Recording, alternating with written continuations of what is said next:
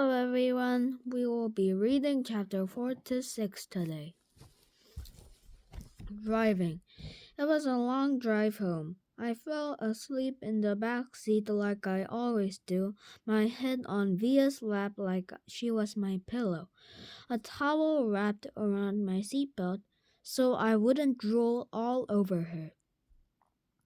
Via fell asleep too, and Mom and Dad talked quietly about grown-up things I didn't even care about. I don't know how long I was sleeping, but when I woke up, there was a full moon outside the car window. It was a purple night, and we were driving on the highway full of cars. And then I heard Mom and Dad talking about me. "We can't keep protecting him," Mom whispered to Dad, who was driving. "We can't just pretend he's going to wake up tomorrow and this isn't going to be reality. Because it is, Nate. And we have to help him learn to deal with it. We can't just keep avoiding situations so sending him off to middle school like a lamb to the slaughter," Dad answered angrily. But he didn't even finish his sentence because he saw me in the mirror looking up. "What's a lamb to the slaughter?" I asked sleepily. "Go back to sleep, Augie," Dad said softly. "Everyone will stare at me at school," I said, suddenly crying. "Honey." She turned around of the front seat and put her hand on my head. If you don't want to do this, you don't have to. But we spoke to the principal there and told him about you, and he really wants to meet you." "What did you tell him about me? How funny you are, how kind and smart?" "When I told him you were a dragon rider when you were 6, he was like, 'Wow, I have to meet this kid.'" "Did you tell him anything else?" I said. Mom smiled at me. A smile kind of hugged me. "I told him all about your surgeries and how brave you are," she said. "So he knows what I look like?" I asked. "Well, we brought pictures from last summer in Montauk," Dad said. "We showed them pictures of the whole family. And the great shot of you holding that flounder on the boat. You were there too?"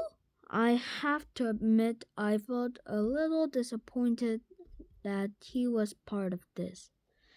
"Yes, we both talked to him," Dad said. "He's a really nice man."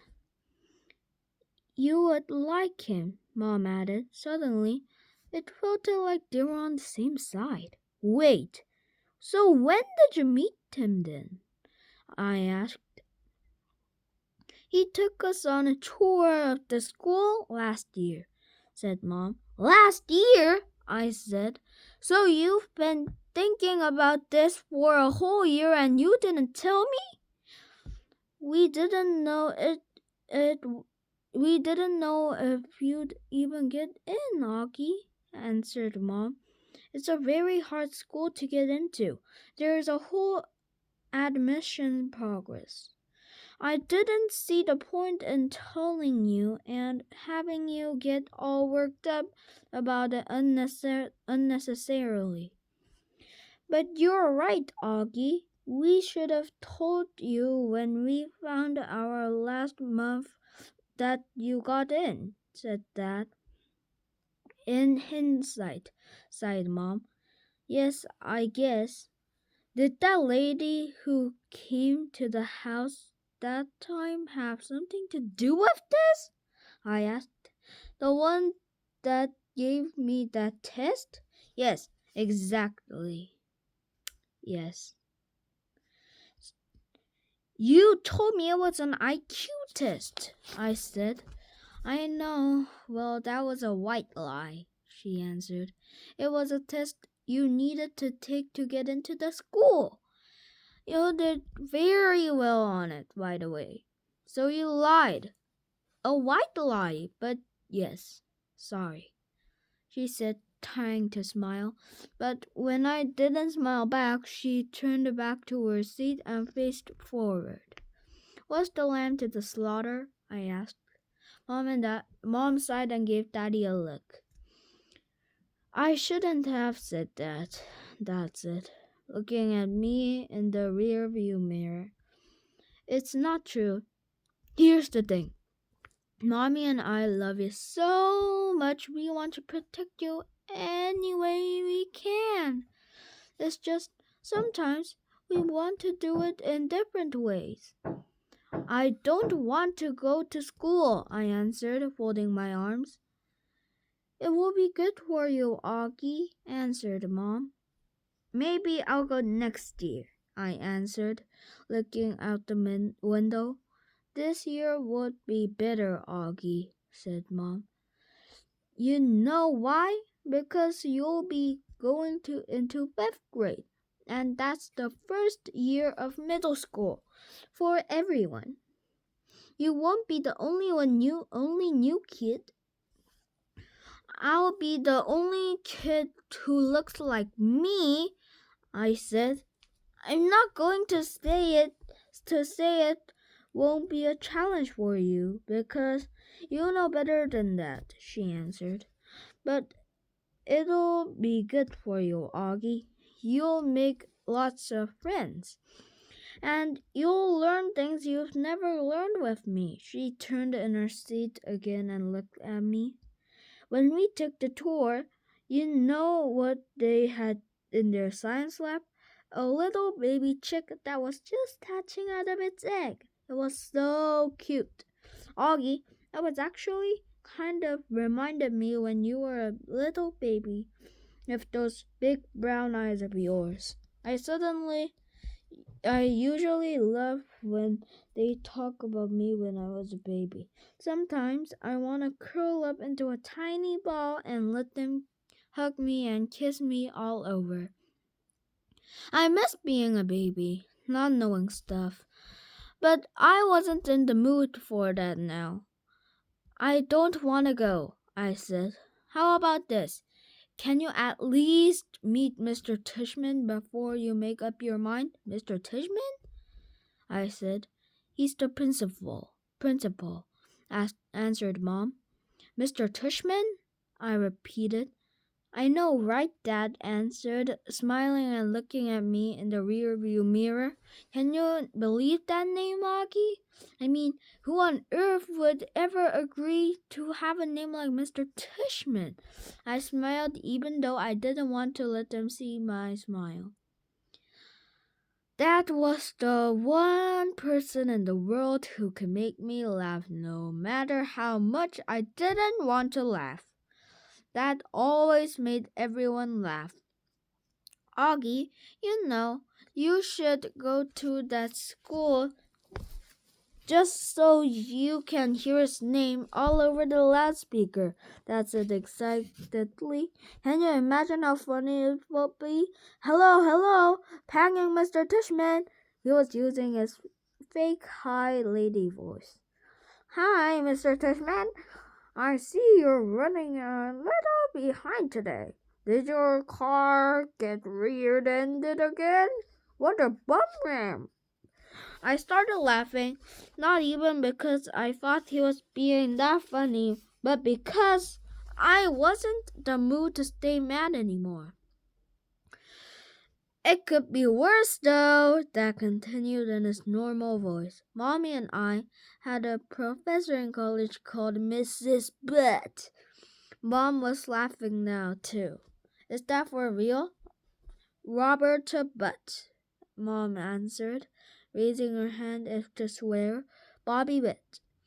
She had huge cheeks, said Dad. Nate, said Mom.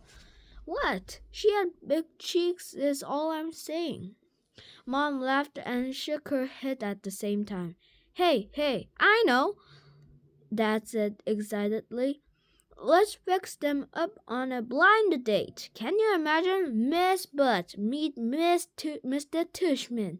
Mr. Tushman, here's Miss Butt. They could get married and have a bunch of little tushies. Poor Mr. Tushman, answered Mom, shaking her head. Augie wasn't. Augie haven't even met the man yet, Nate. Who's Mr. Tushman? Ria said groggily. She had just woken up. He's the principal of my new school, I answered, patting Mr. Tushman. I would have been more nervous about meeting Mr. Tushman if I'd known I was also getting to meet some kids from the new school.